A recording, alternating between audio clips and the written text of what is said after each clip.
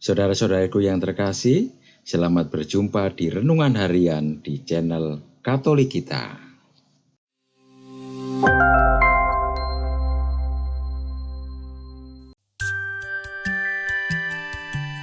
Hari ini, Sabtu, 25 Januari 2025, Pesta bertobatnya Santo Paulus, Rasul, penutupan Pekan Doa Sedunia.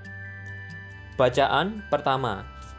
Bacaan diambil dari Kisah Para Rasul, bab 22, ayat 3 sampai dengan 16. Pada waktu itu, Paulus membela diri di hadapan orang-orang Yahudi. Aku adalah orang Yahudi, lahir di Tarsus di tanah Kilikia, tetapi dibesarkan di kota ini. Aku dididik dengan teliti di bawah pimpinan Gamaliel dalam hukum nenek moyang kita, sehingga aku menjadi seorang yang giat bekerja bagi Allah, sama seperti kamu semua pada waktu ini. Aku telah menganiaya pengikut-pengikut jalan Tuhan sampai mereka mati. Laki-laki dan perempuan kutangkap dan kuserahkan ke dalam penjara. Tentang hal itu, baik Imam Agung maupun majelis tua-tua dapat memberikan kesaksian. Dari mereka aku telah membawa surat-surat untuk saudara-saudara di Damsyik, dan aku telah pergi ke sana untuk menangkap penganut-penganut jalan Tuhan yang ada di situ dan membawa mereka ke Yerusalem untuk dihukum.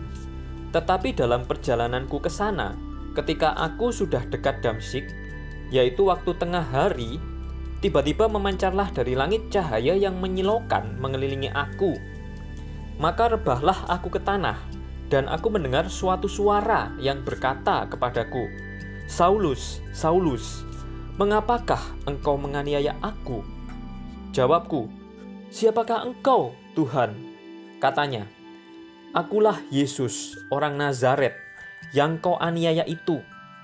Mereka yang menyertai aku memang melihat cahaya itu, tetapi suara Dia yang berkata kepadaku tidaklah mereka dengar. Maka kataku, "Tuhan, apakah yang harus kuperbuat?" Kata Tuhan kepadaku, "Bangkitlah dan pergilah ke Damsyik. Di sana akan diberitahukan kepadamu segala sesuatu yang ditugaskan kepadamu. Sebab aku tidak dapat melihat oleh karena cahaya yang menyilaukan mata itu." Maka kawan-kawan seperjalananku memegang tanganku dan menuntun aku ke Damsyik. Di situ ada seorang bernama Ananias, seorang saleh yang hidup menurut hukum Taurat dan terkenal baik di antara semua orang Yahudi yang ada di situ. Ia datang berdiri di dekatku dan berkata, "Saulus, saudaraku, bukalah matamu dan melihatlah." Dan seketika itu juga aku melihat kembali dan menatap Dia. Lalu katanya, "Allah nenek moyang kita telah menetapkan engkau untuk mengetahui kehendak-Nya, untuk melihat yang benar, dan untuk mendengar suara yang keluar dari mulut-Nya. Sebab engkau harus menjadi saksinya terhadap semua orang tentang apa yang kau lihat dan kau dengar. Sekarang, mengapa engkau masih ragu-ragu? Bangunlah, berilah dirimu dibaptis, dan berserulah kepada nama Tuhan, maka dosa-dosamu dihapuskan." Demikianlah sabda Tuhan. Syukur kepada Allah. Bacaan Injil. Bacaan diambil dari Injil Suci menurut Markus, bab 16, ayat 15 sampai dengan 18. Sekali peristiwa, Yesus yang bangkit dari antara orang mati menampakkan diri kepada ke-11 murid dan berkata kepada mereka, "Pergilah ke seluruh dunia, beritakanlah Injil kepada segala makhluk. Siapa yang percaya dan dibaptis akan diselamatkan, tetapi siapa yang tidak percaya akan dihukum. Tanda-tanda ini akan menyertai orang-orang yang percaya. Mereka akan mengusir setan-setan demi namaku. Mereka akan berbicara dalam bahasa-bahasa yang baru bagi mereka. Mereka akan memegang ular, dan sekalipun minum racun maut, mereka tidak akan mendapat celaka. Mereka akan meletakkan tangannya atas orang sakit, dan orang itu akan sembuh." Demikianlah sabda Tuhan. Terpujilah Kristus. Dalam bacaan pertama, Di depan orang-orang Yahudi, Paulus bersaksi tentang dirinya. Dia dididik tentang hukum Taurat di bawah pimpinan Gamaliel.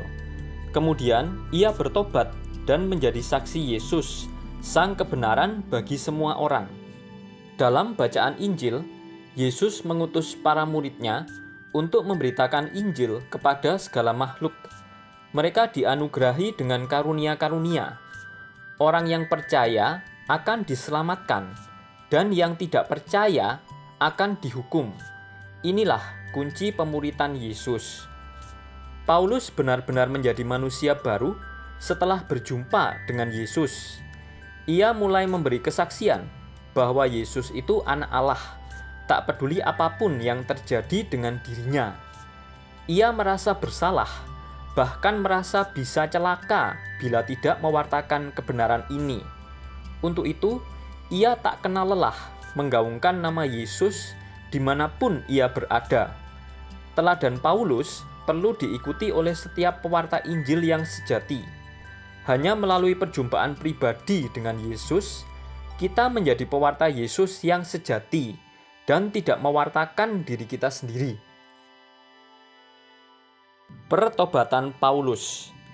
Paulus, seorang Yahudi lahir di Tarsus dengan nama Saulus. Sebagai seorang Farisi yang taat, Paulus, yang pada saat itu dikenal sebagai Saulus, berkomitmen untuk membela tradisi Yahudi. Ia menganggap pengikut Yesus sebagai ancaman terhadap iman yang telah diwariskan. Dalam semangat ini, Saulus melakukan penganiayaan terhadap para pengikut Kristus, bahkan pergi ke kota Damaskus untuk menangkap pengikut Kristus. Namun, dalam perjalanan menuju Damaskus, sesuatu yang luar biasa terjadi. Saulus dikelilingi oleh cahaya yang sangat terang dari langit, yang membuatnya jatuh ke tanah. Dalam keadaan terkejut dan bingung, ia mendengar suara yang memanggil namanya, "Saulus, Saulus, mengapa engkau menganiaya aku?" Kisah Para Rasul bab 9 ayat 4. Suara itu adalah suara Kristus yang bangkit. Momen ini menandai titik balik yang radikal dalam hidup Saulus. Setelah dibaptis, Saulus, yang kini dikenal sebagai Paulus, mendapatkan kembali penglihatannya dan mendapatkan misi baru. Ia menyadari bahwa hidupnya kini harus didedikasikan untuk memberitakan Injil Kristus yang sebelumnya ia aniaya. Dalam surat-suratnya, Paulus sering menekankan bahwa semua yang pernah dianggapnya berharga, kini ia anggap sebagai sampah demi memperoleh Kristus. Dari Filipi bab 3 ayat 7 sampai dengan 8. Ungkapan itu merupakan buah dari pengalaman akan kasih karunia Kristus. Menurut tradisi, Paulus menjadi martir di Roma pada usia sekitar 60 tahun pada zaman Kaisar Nero. Bertobatnya Santo Paulus dirayakan gereja sebagai pesta setiap tanggal 25 Januari dan sekaligus menandai penutupan pekan doa sedunia. Pertobatan Paulus dimulai dengan pertemuan langsung dengan Kristus yang bangkit, sebuah pengalaman yang mengubah arah dan misi hidupnya. Panggilan Paulus untuk menjadi seorang rasul didasarkan pada kebaikan Tuhan yang tak terhingga, bukan pada kehebatan Paulus.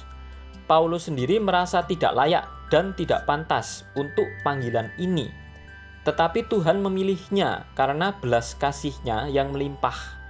Ini memberikan pesan bahwa Tuhan memilih kita bukan karena kehebatan atau kelemahan kita, tetapi karena kasih-Nya yang tanpa syarat. Refleksi: Tuhan tidak akan melakukan mukjizat dengan mereka yang menganggap diri mereka benar, tetapi dengan mereka yang menyadari bahwa mereka membutuhkan rahmat-Nya.